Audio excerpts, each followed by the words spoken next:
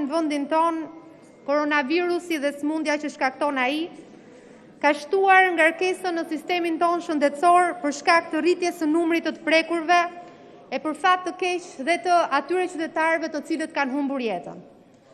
Sot unë jam këtu para jush për t'ju kërkuar mbështetjen tuaj për të miratuar këtë akt normativ të hyrë në fuqi me vendimin e qeverisë. E teksa prezantoj këtu këtë akt, shoh që disa nga ju kolegë të nderuar maskën nuk po e mbani.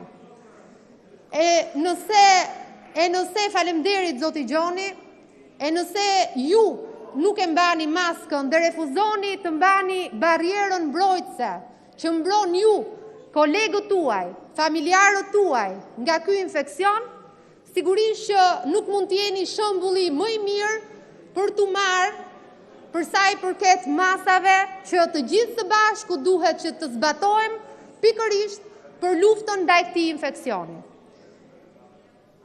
Në të dy spitalet, faleminderit zoti Lita që e vë maskën, nuk duhet ju mbushun mendjen duhet ta keni të mbushur, sepse kjo nuk është një masë që po e vë qeveria sepse duhet mbushi mendjen, kjo është një masë e propozuar nga ekspertët dhe e gjithë pranuar si një domosdoshmëri për uljen e riskut ndaj një infeksioni i cili është i rrezikshëm dhe është vdekje prurës. Në të dy spitalet e dedikuara për trajtimin e rasteve me Covid, të cilat aktualisht janë funksionale, ne kemi mbi 120 të shtruar, të konfirmuar me këtë diagnozë dhe me dhjetra të tjerë të cilët janë të dyshuar dhe janë të shtruar në këto spitale. Çfarë do të thotë kjo? Do të thotë që shumë shpejt ne do të ezaurojmë kapacitetet e dy spitaleve të dedikuara dhe më pas do të shtrihemi në planin ton për të hapur spitalin e tretë e për të hapur spitalin e katërt. Ne do të bëjmë detyrën ton, do të vijojmë të forcojmë kapacitetet spitalore. Por a është më e mira kjo?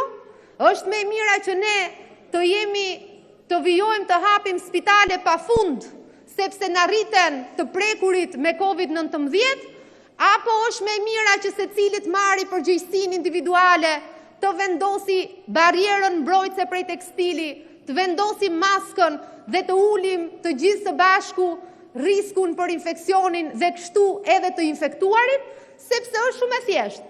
Ulja e numrit të infektuarve çon në më pak persona të prekur nga Covid, më pak persona të shtruar në spital, e rrjedhimisht më pak humbje jete.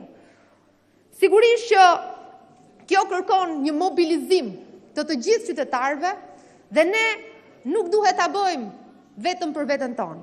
Duhet ta bëjmë për të afërmit tan, duhet ta bëjmë për të gjithë ata mjek dhe infermier që sot janë jo vetëm sot, po ka 140 ditë që janë në krye detyrës, në vijën e parë të luftës me Covid-19 dhe që janë duke punuar 24/7 për të shpëtuar jetë.